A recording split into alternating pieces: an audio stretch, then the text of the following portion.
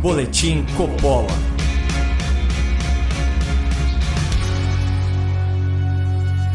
Sejam muito bem-vindos a mais um Boletim Coppola de pura fantasia, onde qualquer semelhança com a coincidência é mera realidade. Hoje eu quero narrar para vocês um conto da floresta, uma fábula sobre a ascensão dos porcos ao poder. Há algum tempo, em um lugar não tão distante, havia uma floresta abençoada e exuberante. Sua fauna era diversa, sua flora incomparável. O seu solo era tão fértil que, em se plantando, tudo dava. Enfim, era uma terra agarrida e gigante pela própria natureza. Ainda assim, a despeito de toda essa riqueza, alguns animais sofriam. Isso porque as melhores árvores estavam todas tomadas pela elite dos pássaros. Empoleradas nos galhos mais altos, essas aves viviam protegidas dos perigos da terra e tinham acesso aos frutos mais saborosos, privilégios que elas raramente compartilhavam com os animais do chão. Naquela época, reinavam os tucanos. Snobs, eles viviam reunidos nas ruínas de uma construção e nunca desciam de cima do muro. Essa atitude presunçosa de não se misturar com o resto dos bichos gerava certa animosidade entre os animais, mas os tucanos ofereciam uma grande vantagem aos seus súditos. Por voarem mais alto e por enxergarem mais longe, eles podiam alertar toda a floresta quando houvesse perigo. A ameaça mais comum eram as hordas de suínos brutos e mal cheirosos que saqueavam tudo por onde passavam, deixando um rastro de destruição. Cuidado com o javaporco! Cuidado com o javaporco! Piavam os tucanos lá do alto, espalhando terror entre os animais que se escondiam nas tocas, nos troncos, na copa das árvores e onde mais pudessem até que cessasse o vandalismo. Os ataques eram rotineiros e seguiam esse roteiro. Os tucanos avisavam, a bicharada se escondia, os porcos pilhavam e depois tudo voltava ao normal. Até que um dia algo diferente aconteceu. Ao invés de devastar o terreno, o chefe javaporco pôs-se a discursar, provando que a palavra é mais poderosa que a violência.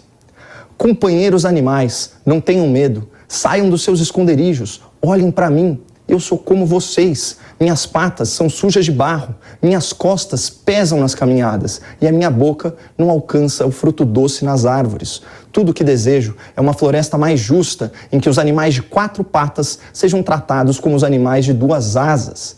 Esses bicudos aí que nos desprezam, que nos olham de cima para baixo. A estratégia do chefe javaporco funcionou. Os bichos foram se desentocando e se aproximando. Até a serpente ficou encantada com a fala sedutora e a voz cavernosa do grande suíno. Nas semanas seguintes, mais e mais bichos compareceram para ouvir as palavras indignadas do aguerrido quadrúpede. De cima do muro, os tucanos observavam impotentes o crescente descontentamento da fauna com seu reinado. Mas era pior que isso. O javaporco havia disseminado a discórdia e o ressentimento entre os animais. Não demorou muito para que os castores parassem de trabalhar, prejudicando o funcionamento das barragens nos riachos. Famílias inteiras de cutias foram desalojadas pela inundação. Armadas com paus e pedras, gangues de saguis passaram a furtar provisões de outros bichos. Um coletivo de macacos prego ocupou uma série de árvores que eles declararam improdutivas. E os gambás, se valendo do seu odor característico, passaram a invadir tocas que não lhes pertenciam. Era o caos, mas o chefe javaporco se refestelava nesse ambiente de rancor e inveja. Sua popularidade só crescia, então chegou a hora de tomar o poder. Companheiros animais, a ambição e o egoísmo dos tucanos trouxeram insegurança e desigualdade. São aves preconceituosas que não sabem o que é viver aqui no chão como nós. Eles querem que vocês tenham medo, mas nós trazemos a esperança de um reinado em que todos os bichos serão iguais. Naquela tarde, os animais votaram e a esperança venceu o medo. Eleito rei da mata, o chefe javaporco anunciou em tom dramático: nunca antes na história dessa floresta um quadrúpede governou. Agora, as elites das árvores e as feras da selva terão que compartilhar sua fartura com todas as criaturas da terra, da lama e do lodo. Apesar do discurso inflamado, o chefe javaporco montou seu conselho animal repleto de aves e predadores, com destaque para as raposas vermelhas e os lobos. Na sua corte, os conflitos eram julgados por um tribunal de corvos e os decretos eram divulgados pelas gralhas e pelos papagaios. Já os tributos e os estoques, para surpresa de muitos, permaneceram sob responsabilidade de um representante dos tucanos. Muito preocupado com a educação dos filhotes, o javaporco escalou corujas da sua confiança para ensiná-los. Nas artes, financiou apresentações públicas das mais belas araras.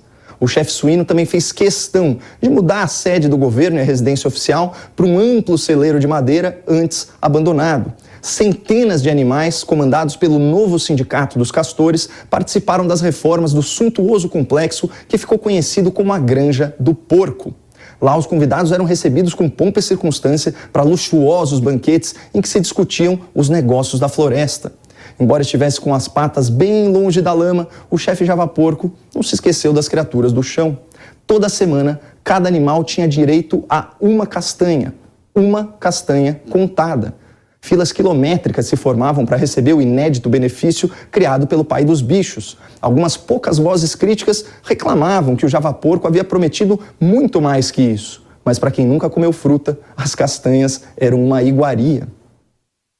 10 anos se passaram e o velho suíno percebeu orgulhoso que toda a sua família porca e todos os seus amigos haviam enriquecido durante seu reinado. Aliviado e satisfeito, decidiu aposentar-se, mas fez questão de manter lobos e raposas no conselho do reino. Para sucedê-lo, o Javaporco queria um animal que andasse de 4, como ele, mas vaidoso que era, fazia questão que o novo governante não o ofuscasse e nem o superasse.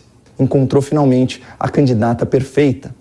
Essa é a companheira Anta, anunciou o suíno, guinchando de emoção. Confiem nela como vocês confiaram em mim. Foi assim que o Javaporco conseguiu mais uma proeza, elegeu uma autêntica anta para cuidar de toda a floresta.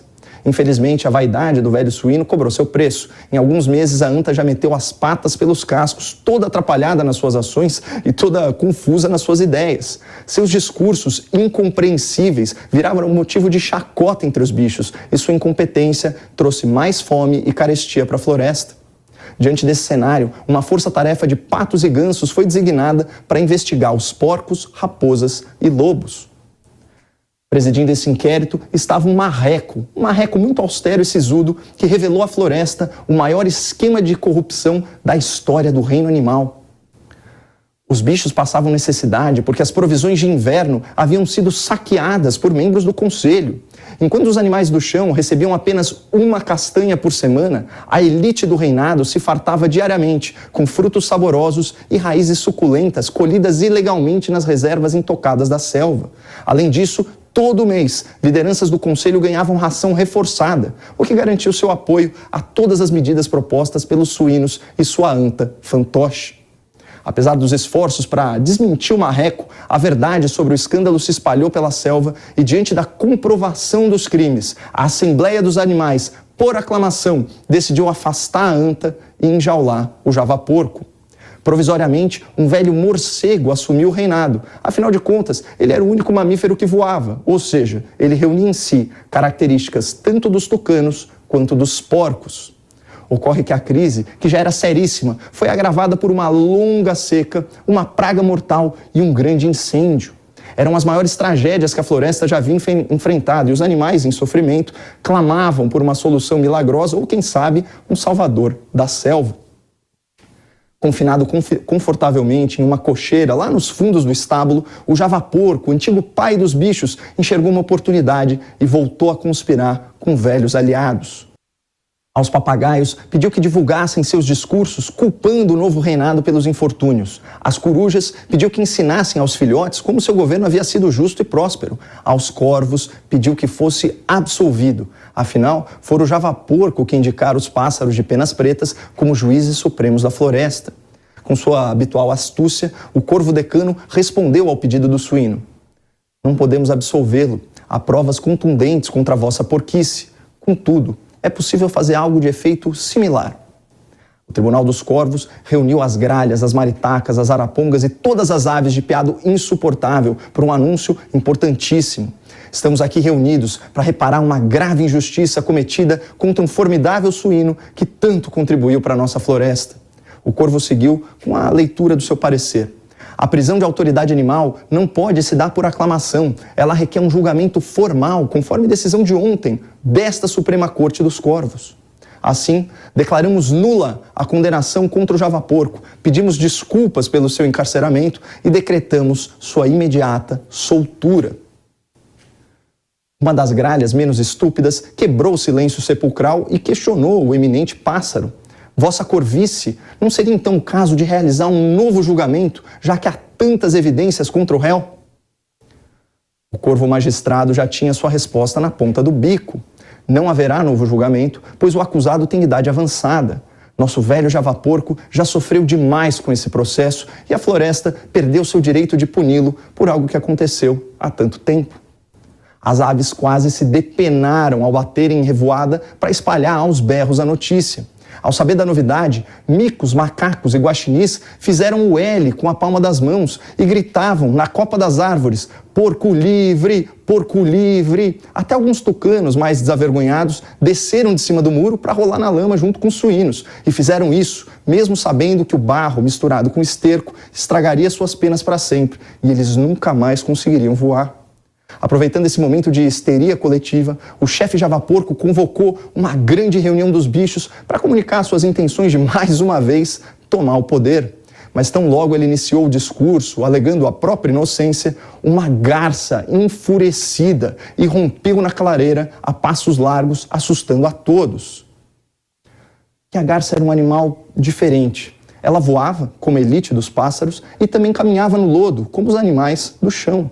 Mas o que realmente impressionava os bichos era outra coisa. Apesar de passar o dia todo andando na sujeira do pântano, suas penas ainda eram brancas e limpas. Após uma pausa dramática, a garça, de asas abertas, gritou a plenos pulmões: seu porco larápio! Você nunca foi rei, você não passa de um chefe de bando. Você é um corrompido que se aliou à alcateia que aterroriza os animais de bem. Você defende a invasão de tocas e quer liberar cogumelos tóxicos que deixam nossos filhotes vulneráveis a predadores. Você não é livre, porco. Você é um desenjaulado. E eu te desafio a uma votação pelo reino dessa magnífica floresta. As palavras da garça acirraram os ânimos e dividiram os bichos. Sob pretexto de manter a ordem pública, a Corte dos Corvos determinou que a votação fosse realizada só uma semana depois e também proibiu que a garça se referisse ao javaporco como larápio, corrompido, desenjaulado, chefe de bando e aliado de alcateia. Silenciada, a garça foi difamada pelas gralhas e papagaios que espalhavam e repetiam mentiras a seu respeito. E na véspera do seu confronto com o javaporco, a esbelta ave sofreu um atentado contra a sua vida e foi envenenada por uma picada de serpente encantada. A garça sobreviveu, mas perdeu a disputa. Na contagem, realizada cuidadosamente pelo Tribunal dos Corvos, o javaporco venceu por um único voto. Moral da história: animais de bem e defensores da floresta jamais devem subestimar a força das criaturas da lama.